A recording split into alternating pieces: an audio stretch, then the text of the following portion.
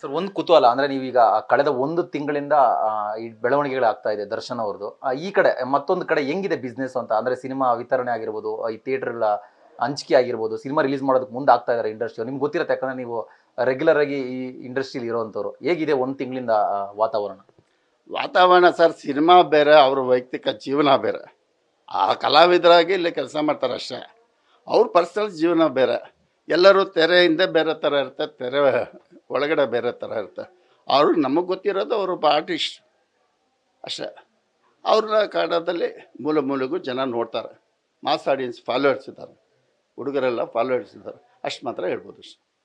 Sir ಏನು planning ಇದೆ ಅಂದರೆ ಯಾವ ಥರ ರಿಲೀಸ್ ಮಾಡಬೇಕು, ಎಷ್ಟು ಥಿಯೇಟ್ರಲ್ಲಿ, ಅಥವಾ ಎಂಟೈರ್ ಕರ್ನಾಟಕ ರಿಲೀಸ್, ಯಾವ ಥರ ಪ್ಲಾನಿಂಗ್ ಆಗ್ತಾ ಇದೆ ಅಂತ? ಸರ್ ನಾವು ಚಿತ್ರಮಂದಿರದಲ್ಲಿ ಹೋಗಿ ಪಿಕ್ಚರ್ ಹಾಕಿದ್ರೆ 3.5 ಲಕ್ಷ 4 ಲಕ್ಷ ಬಾಡಿಗೆ ಕೇಳ್ತಾರೆ. ಈಗ ಅವರ ಪಿಕ್ಚರ್ ಕೊಡಿ ಅಂತ ಕೇಳಿದಾಗ ಏನು ಮಾಡುತ್ತೆ, 30% ಕೊಡ್ತಾರೆ, 70% ಅವ್ರು ಇಟ್ಕೊಳ್ತಾರೆ. ಈಗ ಫಾರ್ ಎಕ್ಸಾಂಪಲ್ ಸಂತೋಷ್ ಆಗಲಿ, ತ್ರಿವೇಣಿನಾಗಲಿ 3 ಲಕ್ಷ 4 ಲಕ್ಷ ಬಾಡಿಗೆ ಇದೆ. ನಾವು ಕೇಳಿದ್ರೆ ಏನು ಹೇಳ್ತಾರೆ, ಬಾಡಿಗೆ ಕೊಡಿ ಅಂತಾರೆ. ಈಗ ಅವ್ರು ನಮ್ಮ ಪಿಕ್ಚರ್ ಹಾಕಿ ಅಂತಾರೆ, ಅವಾಗ ಪರ್ಸೆಂಟೇಜ್ ಅಂತ 30% ನಮ್ಗೆ ಕೊಡ್ತಾರೆ ಅಷ್ಟೇ. ಸರ್ ಸಿನಿಮಾ ನಿರ್ಮಾಪಕರು ಅಣಜಿ ನಾಗರಾಜ್ ಅವರು ನಮನ ಫಿಲಮ್ಸ್ ಡಿಸ್ಟ್ರಿಬ್ಯೂಷನ್ ಮಾಡಿತ್ತು ಆ ಟೈಮಲ್ಲಿ. ಈಗ ಅವ್ರ ಒಪ್ಪಿಗೆ ಥರ ತಗೋಬೇಕಾ ಅಥವಾ ಹೆಂಗೆ ನೀವು ರಿಲೀಸ್ ಮಾಡ್ತಾರೋ ರೀಸನ್ ಏನು? ಸರ್ ಈಗ ನಾನು ಇದೆಲ್ಲ ಮೊದಲೇ ಈ ರೈಟ್ಸನ್ನು ತೊಗೊಂಡಿದ್ದೆ. 6 ತಿಂಗಳ ಮುಂಚೆ ತೊಗೊಂಡು ಕೆಲವು ಸೆಂಟರ್ಸು ಹಾಕಿದ್ವಿ, ಸೆಂಟರ್ಸು. ಅದು ಸೆಂಟ್ರಲ್ಲಿ ಹೋಗುತ್ತೆ ಅನ್ನೋದು ನಮ್ಗೆ ಐಡಿಯಾ ಇರಲಿಲ್ಲ.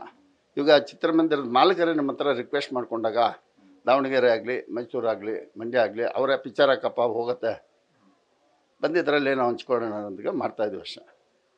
ಸರ್ ಆಡಿಯನ್ಸ್ ಬರ್ತಾರ ಅಂತ ಒಂದು ನಂಬಿಕೆ ಇದೆಯಾ ಸರ್ ನಿಮ್ಗೆ? ಯಾಕಂದರೆ ಈ ಸಂದರ್ಭದಲ್ಲಿ ಒಂದಿಷ್ಟು ದರ್ಶನ್ ಅಭಿಮಾನಿಗಳೇ ಒಂದಿಷ್ಟು ಬೇಸರದಲ್ಲಿ ಇರಬೇಕಾದ್ರೆ ಈ ಸಿನಿಮಾ ರಿಲೀಸ್ ಮಾಡ್ತಾ ಇದ್ದಾರೆ. ನಿಮಗೆ ಚಾಲೆಂಜ್, ಯಾಕಂದರೆ ಆಡಿಯನ್ಸ್ ಬರ್ತಾರಾ?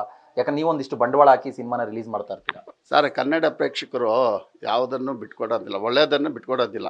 ಪಿಕ್ಚರ್ ನೋಡ್ರಿ, ಉಪೇಂದ್ರ ಹಿಸ್ಟ್ರಿಯಲ್ಲಿ ಅವ್ರ 50 ಪಿಕ್ಚರ್ಗಳಲ್ಲಿ ಬೆಳಗ್ಗೆ 6 ಗಂಟೆ ಶೋ ಫುಲ್ಲಾಗಿದ್ದೇ ಇಲ್ಲ. ಅಂಥದ್ದು ಪ್ರಸನ್ನ ಥಿಯೇಟ್ರಲ್ಲಿ ಈಗಿನ ಕಾಲದಲ್ಲಿ ಬೆಳಗ್ಗೆ 6 ಗಂಟೆ ಶೋ ಫುಲ್ ಆಯಿತು. ಎಲ್ಲ 150 ಥಿಯೇಟ್ರಲ್ಲಿ ಹಾಕಿದ್ವಿ, ನೀವೇ ನೋಡಿದ್ರ. ಆ ಥರ ಸಿನಿಮಾ ಒಳ್ಳೇದಿದ್ರೆ ಜನ ಬರ್ತಾರೆ. ಇದು ಒಳ್ಳೆಯ ಸಿನಿಮಾ ಅಂತ ನನ್ನ ಅನಿಸಿಕೆ. ಒಳ್ಳೆ ಫೈಟ್ಸ್ ಇದೆ, ಸಾಂಗ್ಸ್ ಇದೆ, ಎಂಟರ್ಟೈನ್ಮೆಂಟ್ಸ್ ಇದೆ. ಬರ್ಬೋದು, ಬರ್ದೇನೂ ಇರ್ಬೋದು. ಅದನ್ನು ನಾವು ನಚ್ಕೊಂಡಿಲ್ಲ. ಈಗ 10 ಜನ ಬಂದರೆ 1,000 ರೂಪಾಯಿ ಆಗುತ್ತೆ. ಅವ್ರು ನಮಗೆ 30% ಕೊಡ್ತಾರೆ, ಮಿಕ್ಕಿದ್ದೆಲ್ಲ ಥಿಯೇಟ್ರ್ ಓನರ್ ತೊಗೊಳ್ತಾರೆ. ನಾವು ಕಮರ್ಷಿಯಲ್ ಆಗಿದ್ದನ್ನು ತೊಗೊಂಡಿದ್ದೇವೆ ಅಷ್ಟೊತ್ತು, ಬೇರೆ ಏನೂ ಇದಿಲ್ಲ. Thank you sir.